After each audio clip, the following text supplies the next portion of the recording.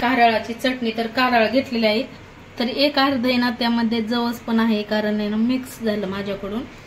तर ते आता चटणी तर करतेच म्हणून ते मी निशिलेलं नाही, अशी खडं काही असेल तर निसून घेतलेलं आहे. तर आज कारळाची चटणी बनवायची आहे, तर कारळ घेतलेले आहेत, लसूण आणि आपल्याला लाल मिरची लागणार आहे, लाल मिरची पावडर किंवा लाल चटणी.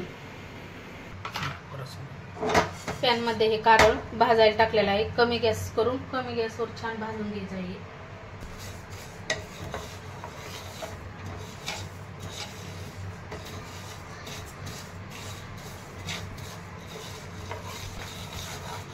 आधी आपण जवसाची पण चटणी दाखवलेली आहे, शेंगदाण्याची चटणी दाखवलेली आहे चॅनेलवर. कारळाची नुसत्याच कारळाची पण बनवत आहे, लागलेलं आहे वाजतंय.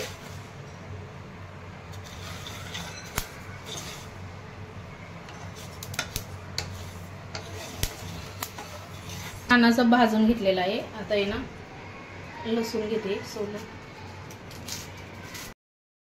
करून घेते. आता हे थंड झालेलं आहे, आता मिक्सरच्या भांड्यामध्ये पहिले हे टाकच्या भांड्यामध्ये टाकून फिरून घेते.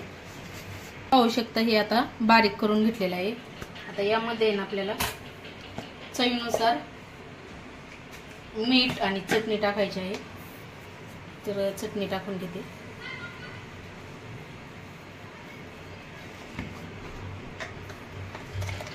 तर चटणी टाकलेली आहे आणि चवीनुसार मीठ टाकून घेते. आणि लसूण आहे ना बारीक करून घेते आणि नंतर मग त्यामध्ये टाकून मिक्स करून परत एकदा फिरायचं. मग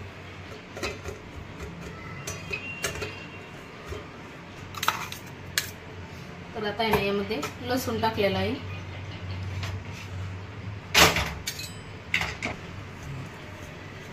आणि परत एकदा फिरून घेते मिक्सर.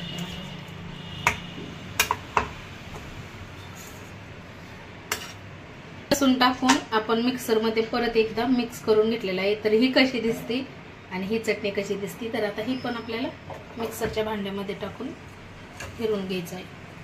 आता आपली कारळाची चटणी खाण्यासाठी तयार आहे. आता या भरणीमध्ये भरून घेते.